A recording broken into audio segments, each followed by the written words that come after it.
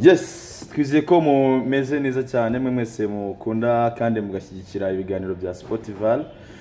Ngira ngo haba ibyo uploadinga kuri channel yacu ndetse n'ibyo ducisha kuri Fine FM ariko bica no kuri YouTube channel yacu yaba ikiganiro cyitwa Fine Spotify. Twizeye ko mumeze neza cyane muri amahoro.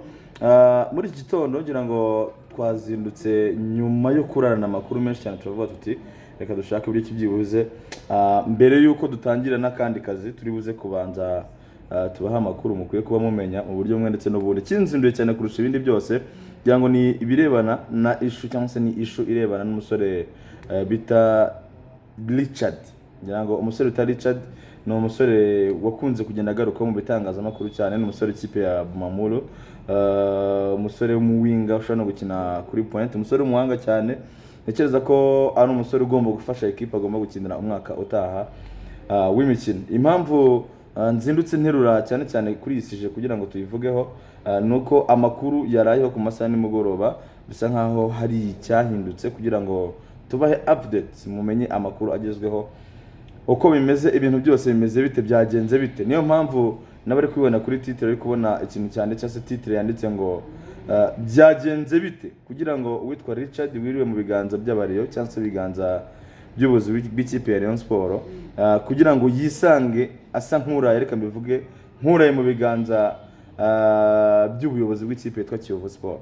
Byagenze bite, ngira ngo abantu bashobora kubyibazaho, anari kugenda batwandikira muri comment bavuga bati ko twumvise hari ahantu bavuze ko uyu musore bita Richard yaba ari mu biganza by'ikipe yitwa Kiyovu Sport, yaba yamaze gusinya. Ese koko yaba yasinye, bimeze bite? Iyi na kamini operation muri buze kumvamo amazina atatu. Muraza kumvamo izina Eric, ngira ngo uyu ni umuyobozi w'ikipe yitwa Bumamuru. Muraza kumvamo izina cyane ryitwa Richard ndetse n'umu agent umuntu bita Richard cyane cyane muri iki kiganiro. Nizere ko amaze gukora subscribe kuri YouTube channel ni Sports Van nkuko nabigarukagaho, ariko nanizere yuko nibonye ikiganiro sharing kugira ngo n'abandi batagize amahirwe yo kukibona babashe kuba bagenda bagikurikira gatanu ko. Kandi ibintu bya Richard nibyo tuvugaho gusa, ibindi turaza kubivugaho mu masaha ari imbere cyane ko tuzadukora ibiganiro byinshi nkuko mwagiye munabidusaba muti mutwereka muduha ikiganiro kimwe cyane mugoroba gusa, ati mugakora ka video kamwe ku munsi kandi tuba dukeneye amakuru, ati cyangwa nimba bizaje bishoboka kugira ngo muze mukora ikiganiro kimwe kinabi kigufi mwajya mugikorana mukaduha amakuru yose arambuye wenda nk'isaha yose. Byose ngira ngo nibyo turi gutekereza kugira ngo dushake ibyo bigomba gukorwa kandi bigakorwaho neza cyane nkuko mwana bidusabye ko twebwe nimwe dukorena nimwe boss bacu. Niyo mpamvu n'ubwo twizinduye twabyutse hakiri kare cyane kugira ngo tubashe gutegura ibi byose uko bimeze. Ngira ngo ni Richard, reka tuganire kuri Richard kabisa iminota wenda nka 15 ndumva turaza ko tunaza kubicaho. Ejo twose tubigarukaho yuko umusore ta Richard umusore umuwinga umuhanga cyane, umusore ushaka gukina kuri attack w'ikipe yitwa Bumamuru nyuma y'umwaka cyangwa se nyuma season nziza idasanzwe mu kipe yitwa Bumamuru. Bumamuru yatwayemo n'igikombe cya championnat. Ari umusore wifashwe n'amakipe agiye atandukanye ahangaha mu Rwanda, haba ikipe ya Rayon Sport yaba ikipe ya Kiyovu Sport, zose zamwifuje kugira ngo zibe zamuha amasezerano cyangwa se zamusinyisha umukinnyi mushya uzabafasha mu mwaka w'imikino wa 2023-2024. Ikipe yitwa Kiyovu biciye muri vice president witwa Karim ndetse na president wayo Mvukire Juvenal, ariko ni kuvuga chairman wa company. Binavuga ko rwose n'umuyobozi wa association witwa General abyumva aricyo avuga ati rwose natwe turabyumva, ndabyumva gutyo nk'umuyobozi wa association ko uyu musore n'umwe basore ikipe Kiyovu yifuzaga cyangwa se yifuza ku buryo bukomeye, ndetse n'ikipe yitwa Rayon Sport. Rayon Sport bisa nkaho byayoroheye kugira ngo igere kuri uyu musore witwa Richard ndi kuvuga kumubona, kuko ni ikipe yari isanzwe iri muri negotiation n'ikipe yitwa Bumamuru. Ku musore bita ni Aruna Musa Majaliwa, umukaseri wakiniraga ikipe yitwa Bumamuru. Urumva ko bari bafite communication hagati y'u president witwa Eric, president w'ikipe yitwa Bumamuru, bavuga ku bya Aruna Musa turabona ibyangombwa gute. Hari ukuntu bisa nkaho byihutije communication kuri icyo kintu, bavuga bati tunaganire ku byo umusore bita Richard bive mu nzira nabyo birangire. Umusore bita Richard ni umuzayirwa, ariko wavuye muri Congo umwaka ushize w'imikino ajya gukina muri shampiyona amina umwaka wabanjirije ushize ajya muri shampiyona y'abarundi muri Bumamuru asinya y'imyaka 2. Uyu musore bita Richard ngira ngo ni umusore niyo muvuganye utari wamenya ikirundi avuga igiswahili ndetse n'iringara n'igifaransa ashobora kuba yakivuga rwose. Ndibuka ko umunsi w'ejo mu masegonda make cyane twavuganyeho numvaga ari umusore uri capable ko yavuga izo ndimi. Icyabaye rero ikipe ya Sport isa nka byanayoroheye kuko bafite contact hari ukuntu bari muri connection n'umu agent wa uyu musore bita Richard kuko ni nawe mu agent witwa Aruna Musa Majaliwa wanamuzanye mu Rwanda kanamuzana ikipe yitwa Rayon Sport. Yari yababwiye ati ni ikintu cyoroshye cyane ngenda ko tumuhaye possible mutara ndaza kumubazana ko bose n'abazayirwa bagiye mu ikipe yitwa Bumamuru umwaka ushize w'imikino. Ndi kuvuga uyu musore bita Majaliwa ndetse n'umutara mu bita Richard. Bakora ibishoboka byose guhera ku munsi wo ku gatanu. Umu agent nimba ndibuka neza numva yararaye mu Rwanda hariya mu Bugarama avuye mu gihugu cy'u Burundi numva bayaciye Kamanyora hanyuma akaza karara mu Bugarama. Gahunda kwari uguhaguruka ava mu Bugarama yerekeza aho bita Rubavu kugira ngo aze guhura n'umukinnyi kuko umukinnyi we yagombaga kuva za Kinshasa akaza gaca za Goma. Ngira ngo ni foto muri kubona kuri YouTube ngira ngo benshi banabonye nka thumbnail muri kubibona yuko ni foto ya agent w'uyu musore. Ni ifoto ya aja w'uyu musore ndetse n'umusore bita Richard. Nimuze kureba neza inyuma muheje umaza kubibona icyo bita ari amasoko bagiye bubakira uturere bita border market no vango Kamembe border market cyangwa se ukabona wenda tuvuge nka Rubavu border market cyangwa se wenda Bugarama border market ndumva naho ihari. Donc muraza kwita mubona inyuma bari bakimara kugera mu Rwanda muri iriya foto akaba ari umusore donc bakaba baraje aciye inzira y'ubutaka azana n'uyu mu aja agera i Kigali ku munsi wo ku gatandatu. Amene ku munsi wo ku cyumweru masaha nimugoroba arara kuri Vision Apartment. Ntago nabura kubivuga rwose kuko mfite amakuru 100%. Nta nubwo ndibuze guca ku ruhande kuri inshuro ndaza kuba straight. Yagiye kuba kuri Vision Apartment na apartment ibari mu mujyi benshi barayizi iri munsi donc ifatanye n'inzu ya Fantastic nshya ariko kuri uyu muhanda umanuka wo ku Muhima nyine umanuka ujya hepfo rwose hari ujya za Nyabugogo niho yaraye ahararana n'umu agent we. Bukeye bwa ku munsi wo kuwa mbere guhera ku masaha y'isaya yarari kumwe n'umwe mu bantu umwe bayobozi w'ikipe ya Rayon Sport kugeza ubwo ku masaha y'isa 5 saa 6 aribwo president w'ikipe yitwa Rayon Sport retired captain wa Yezu Jean Fideli ndetse n'umugabo w'umuhanga cyane mu ikipe ya Rayon Sport reka mwita umuhanga cyane ko kubera wenda tushara ukuntu igene igaragara gake umugabo bita namenye Patrick ni SG secretary general w'ikipe ya Rayon Sport nibwo bageze kuri Vision Apartment bagiye kurangizanya n'umusore bita Richard bagiye kuganira ibintu byanyuma kugira ngo birangire.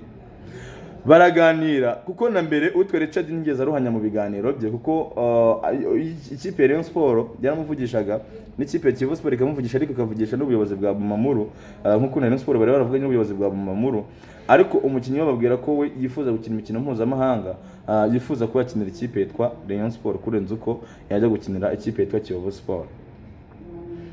Barumvikana hanyuma ariko hagati aho hakaba haraciyemo ibiganiro byabaye hagati ya President Eric w'ikipe ya Bumamuru ndetse n'umwe mu ba agent nabo ko bamenyere isoko ryanga mu Rwanda ariko w'umurundi ufasha n'abakinnyi b'abarundi kugera hanga mu Rwanda sorry kugera hanga mu Rwanda ababwira yuko we nk'umuntu metiriza isoko arabwira ati ikipe ya Sport gishaka kuba ndabizi kandi umukinnyi ari kumwe n'ikipe ya Sport bamufite mu biganza atari ko mutekereze kabiri ati ikipe yanyu ya Bumamuru twe turi tayari kwishyura ibihumbi 22 by'idolari.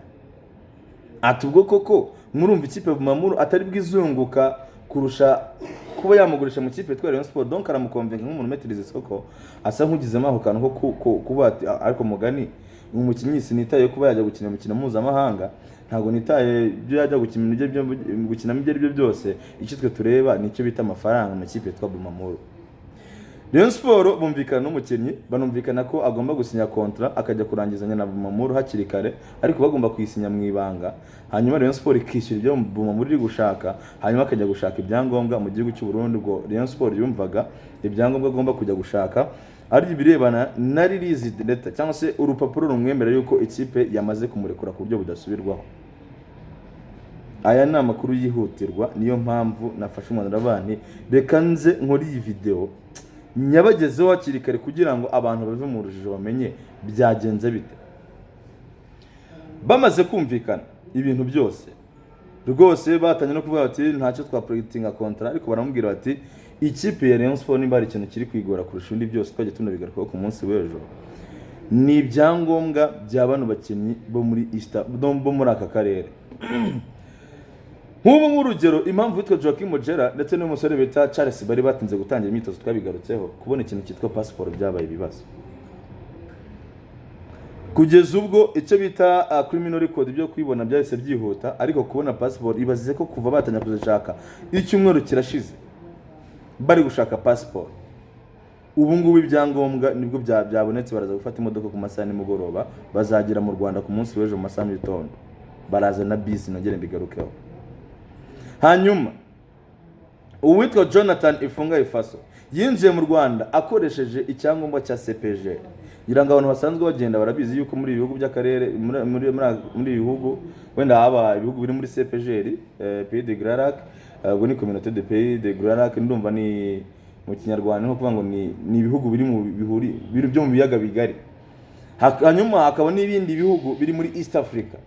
Donc hari uburyo bwo kwinjira mu gihugu kimwe ujya mu kindi ukoresheje icyo nakwita nka laissez-passer.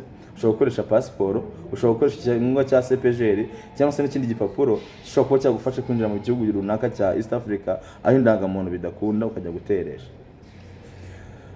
Ifunga Ifaso yaje mu Rwanda akoresheje icyo cyangombwa, kugeza ubu kubona ikintu cyitwa passport byari ibibazo. Buriya yarataraba registered nk'umukinnyi w'ikipe yitwa Rayon Sport, nongo passport ye bamwemereye ko iribuze gusohoka none. Ifunga Ifaso n'umukinnyi ugiye kumaze icyumweru mu Rwanda, yarasinye ikipe yitwa Rayon Sport, yaravuye bamaze kumvikana ariko atarabona ikintu cyitwa passport. Babajije uyu musore bitera Richard aramubwira ati none sasa turashaka icyo bita document zawe kugira ngo tubashe kuba twagukorera ibisabwa byose, kugira ngo tubone ko bizatworera ku registeringa cyangwa se gushyira muri system kugira ngo tuzabashe gukoresha nk'umukinnyi wacu. Uwitwa Richard yavanye document abantu bakwitwa n'inkuba. Uwitwa Richard yavanye icyo bita document bati ngiye nateresheje mu mupaka, ati umwaka ushize mva muri Congo, ati ngewe ati ndi umuntu wazije kuri iki cyangombwa cya CPG. Abakubita document yandikishije intoki nyandiko ziba zimeze. Ikipe ya Rayon Sport bagwa mu kanwa baravuga ati se turasinyisha uyu mukinnyi ikintu cya mbere kuregisteringa abakinnyi, gutanga abakinnyi muri CAF bizarangira ku itariki 31, sino umukino ntabwo yakina round ya mbere. Icyo kiraza kwita kituma tubivamo.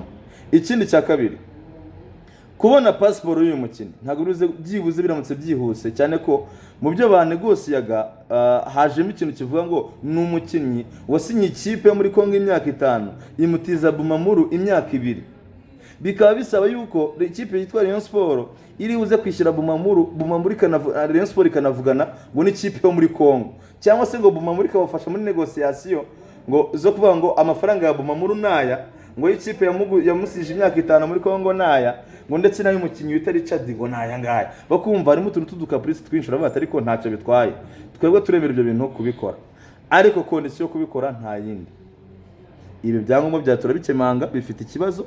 Ikipe yitwa Rayon Sport aka kanya nimba ari ikintu cya mbere cyihutirwa no gusinyisha umukinnyi bizeye neza yuko afite ibyangombwa bita bituma aba registered byibuze muri iyi minsi. Ubwo turi 25 bizanyira 31, urumva ni iminsi 5 ikipe ya Rayon Sport siganye kugira ngo ibe yamaze ko registeringa abakinnyi. Iyi minsi 5 ibyangombwa urabubizanye uzanye na release letter. Umukinnyi aravuga ati mundeke ntacyo bitwaye nge kugeza nkora ibishoboka byose, ariko mu mpayo mahirwe mwo kunsimbuza. Rayon Sport aravuga ati ntacyo bitwaye rwose, kandi koko baramuha ati ntacyo bitwaye. Batandukana ubwo ubuyobozi bw'ikipe ya Rayon Sport bujya mu nzove, hari imyitozo nimugoroba twabigarutseho, ndetse haba n'umuhango wo kwerekana umwenda. Akimara gutandukana n'ubuyobozi bw'ikipe ya Rayon Sport, Rayon Sport yavuze ati nta kibazo dore transport ngiyi iri buze gufasha nugera ku mupaka uraza kwambuka ugere i Burundi ujye gushaka ibyo byangombwa. Richard n'umu agent we bahamagaye muri equipe ya Bumamuru uwitwa Eric perezida w'ikipe yitwa Bumamuru, baramubwira ati nyakubahwa ikipe ya Rayon Sport twavuganye dusa nk'abumvikanye ko dufite ibibazo, ese mwadufasha gushaka ibyangombwa cyane ko njye nakina ikipe y'igihugu y'Abarundi mfite passport ya service, ariko ko mubizi n'ubundi iyo ufite passport ya service ugeze muri aeroport n'ubundi niho uyisiga, abantu barabizi ntabwo uyirengana aeroport wowe wajya kuyikoresha ibindi. Ese ibyangombwa byiza mwafasha na passport y'u Burundi nk'umuntu wamaze kwemera gukina ikipe y'igihugu y'Abarundi unabakinira? Uwitwa Eric arabwira ati ahubwo ibyo biroroshye, izo procedure ni ndende, abantu bafite urgence, mureke dukora ibishoboka twumve offre y'ikipe yitwa Kiyovu Sport, ahubwo niba mwari muri mu nzira muri kugaruka mukore ibishoboka byose mukatira aho mwari mugeze, mujye kuvuga n'ikipe yitwa Kiyovu Sport mwumvikane murebe niba byakunda, kuko twebwe twamaze kumvikana batwemere kuduha miliyoni 22 hataje muri ibyo bibazo, cyane ko iyo ni ikipe itazasohoka ntabwo izategereza ibyo byangombwa.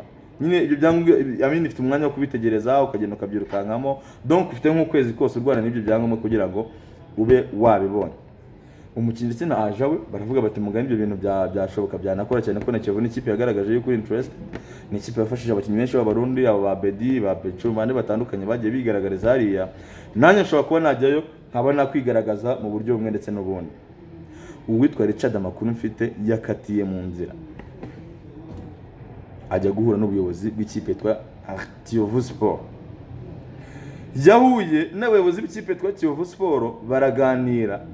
Kugeza ubu bishoboka yuko rwose ko agreement hagati y'ikipe n'ikipe yitwa Kiyovu Sport yari isa nkaho ihari, hanyuma icyagisigara ni agreement no gukonvenka umukinnyi yuko ashobora kuba yakinira iyi kipe ya Kiyovu Sport ntajye gukina mu ikipe yitwa Rayon Sport, kuko yari yamaze kubabwira ko yifuza gukinira ikipe igomba gukina imikino mpuzamahanga.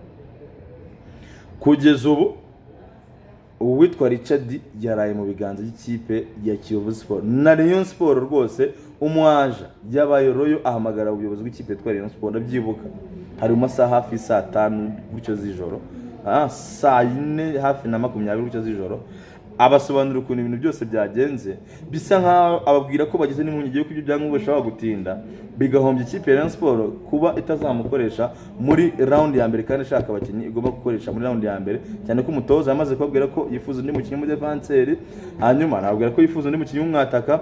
Ikipe ya Rayon Sport iravuga ati ntacyo bitwaye, ni dossier zisa nkaho zihurira ku muntu umwe, wenda ushobora kuba waragiriye inama ikipe yitwa Bumamuru kugira ngo amenye aho agurisha, bamenye aho bagurisha umukinnyi, ndetse n'ibikubitanye n'ibyo bya Bedi byanananye ku munsi w'ejo, wenda bavuga bati nta buvumira itararenga, birashoboka ko bishobora kuba byakunda.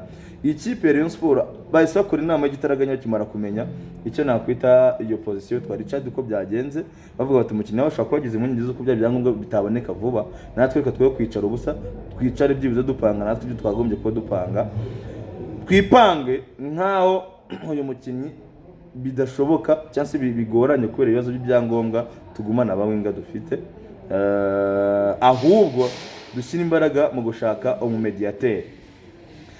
Umwe mu bari muri iyo nama yazanye igitekerezo aravuga ati ariko amafaranga ubundi twagombaga kugura ubutwa Richard natwe tugomba kugura ubutwa Bedi kandi amafaranga menshi, uwayateranyiriza hamwe tukajya ku mediateri umwe dutekerezamo solution zagombye gufasha equipe, akaba ari umediateri ushobora gufasha equipe. None sasa nitwe mbirize Eric akabaguma muri yaguma muri equipe, akomeza gutanga iyo support cyangwa akomeza gushaka ku buryo cyatanga uwo musaruro muri equipe ya Rayon Sport.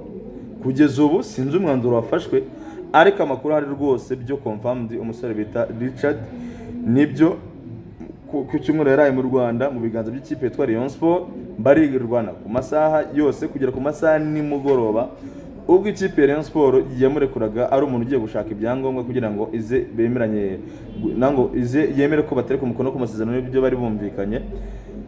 Nyuma yo kubona ko bishobora kuba byamugora Mr. Nataba bibonye kuko ziri realite y'ibyo yo kubona ibyangombwa ndetse n'ama caprice yandire kugenda azamo, ikipe yitwa Kiyovu Sport nk'ikipe nayo yamushaka ko n'umukinnyi mwiza, iravuga ati waza tukaganira twumvikana twe ko nta urgence y'ibyangombwa ihari, hanyuma ahubwo wowe niyo wazaba registered byibuze nko mu kwezi kumwe kuri imbere ntacyo bitwaye, nta urgence bafite kuko urumva shampiyona izatanya ku tariki 18 z'ukwezi kwa munani ahangaha mu Rwanda. Ngira ngo nicyo cyatumye rero ikipe ya Rayon Sport isa nk'igenza gake nk'igenza make kugira ngo idasinyishe umusore bita Richard wari wirirwanye n'ikipe ya Rayon Sport. Si question y'amafaranga, ibyo byo rwose si question y'amafaranga. Rayon Sport ireme guma amafaranga yifuza, ariko kondisiyo rwa ngo ibyangombwa biraboneka.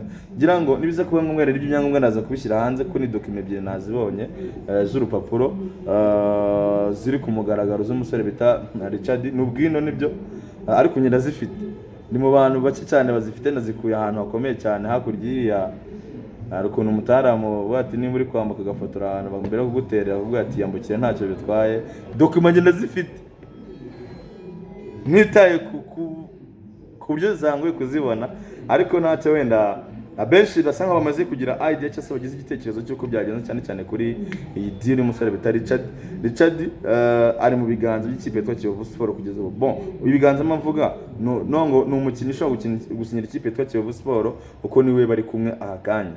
Ikipe ya Rayon Sport barahoranye ku munsi w'ejo batandukana by'uko kajya gushaka ibyangombwa ko niyo Rayon Sport yexijaga cyangwa se nibyo yamutegekaga gushaka kugira ngo abashe gutereka umukono ku masezerano. Ibindi wenda birenze kuri ibyo ngibyo nizo document turaza kubigarukaho mu kiganiro cyacu urukiko rw'ubujurire mu kanya gato mu masaha ari imbere, ariko ngira ngo iby'ingenzi ni ibyo ngibyo. Komeza ukurikirane ibiganiro byacu kuri Sportsval kandi nabamaze gukora subscribe rwose turabashimira cyane, 4,000 birenga, ariko n'ubundi uyu munsi ndashaka ko twuzura 5,000. Iyi ni channel yanyu, mwatweretse urukundo ruhagije rwose, ntibibe ikibazo ntihazamo n'ikindi kibazo kidasanzwe. Muze tujye tubana umunsi ku wundi ajye hahira rimwe.